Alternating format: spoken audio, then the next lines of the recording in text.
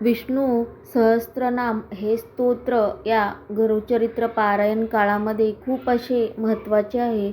जी काही आपण गुरुचरित्र पारायणाची सेवा सकाळी करत असतो, म्हणजे पारायण वाचत असतो आणि दिवसभरात ज्या काही आपण चुका करत असतो, एखादी अनावधानाने हातून काही चूक झाली तर हे विष्णू सहस्त्रनाम स्तोत्र हे रात्री आपण झोपण्याच्या अगोदर ऐकायचं असतं. तर याचं खूप असं महत्त्व आहे, ते आपण आजच्या व्हिडिओमध्ये जाणून घेऊया. नमस्कार, मी जयश्री आणि तुम्ही पाहताय मुंबईकर मराठी. तर परत एका नवीन व्हिडिओमध्ये आपणा सर्वांचे खूप खूप स्वागत आहे. तर विष्णू सहस्त्रनाम स्तोत्राच्या श्रवण आणि पठण आणि चिंतनाने मनुष्य सर्व प्रकारच्या संकटातून त्याची मुक्तता होत असते. तर तसेच महाभारत युद्ध समाप्त झाल्यावर धर्मराज युधिष्ठिरास राज्याभिषेक झाला आणि धर्मराज्याची स्थापना झाली. यानंतर शरपंजरी पडलेल्या पितामह भीष्मांनी निजधामास जाण्याचे ठरवले. त्यावेळी त्यांच्या इच्छेनुसार पांडव व भगवान श्रीकृष्ण भीष्मासन्मुख उपस्थित होतात.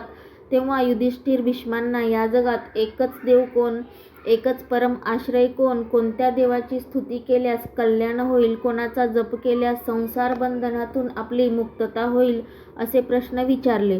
यावर भीष्मांनी असे उत्तर दिले की श्रीकृष्णांची केलेली स्तुती म्हणजे विष्णू सहस्त्रनाम स्तोत्र होय.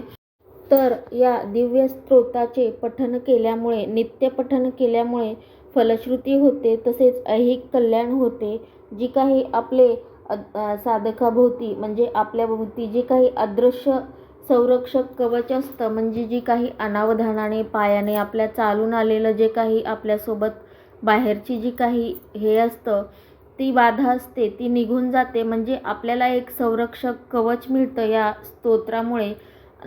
जसं की तुम्ही दररोज झोपताना हे स्तोत्र जर ऐकून झोपलात तर आपलं जे काही मागे आलेली इडापिडा, घरातील वातावरण प्रसन्न राहतं. जसं की आपण गुरुचरित्र वाचल्यानंतर सकाळी संध्याकाळी नित्यनियमाने झोपताना श्री विष्णू सहस्त्रनाम स्तोत्र हे ऐकायचं असतं.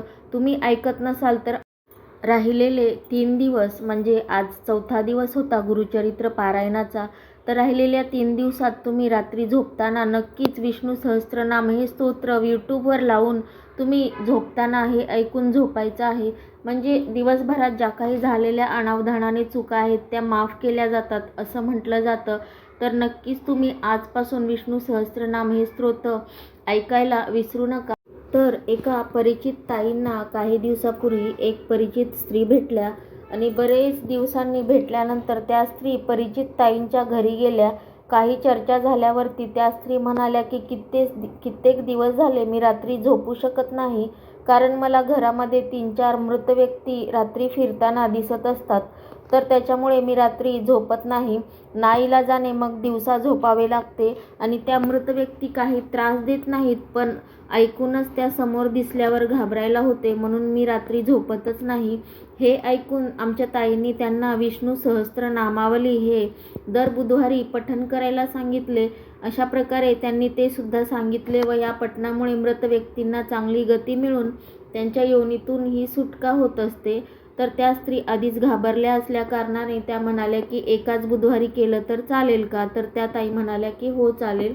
त्या परिचित स्त्रीने काय केलं, सांगितल्याप्रमाणे एका बुधवारी संकल्प सोडून 4 वेळा विष्णू सहस्त्रनामावलीचे पठण केले आणि त्या रात्री दिसणाऱ्या मृत व्यक्ती त्यांना बंद झाल्या. म्हणजे त्यांनी त्या एकच बुधवारी पठण केल्यानंतर त्यांनी ते घाबरून एकाच बुधवारी पठण केलं. पण जेव्हा त्यांनी दुसऱ्या दिवशी एक बुधवार पठण झाल्यानंतर जेव्हा गुरुवारी त्या रात्री झोपण्यास गेल्या, पण त्यांना मृत व्यक्ती अजिबात दिसलेल्याच नाही आहेत. कारण विष्णू सहस्त्रनामामध्ये, या स्तोत्रामध्ये खूप अशी शक्ती आहे जी की आपल्याला भीतीपासून वाचवत असते.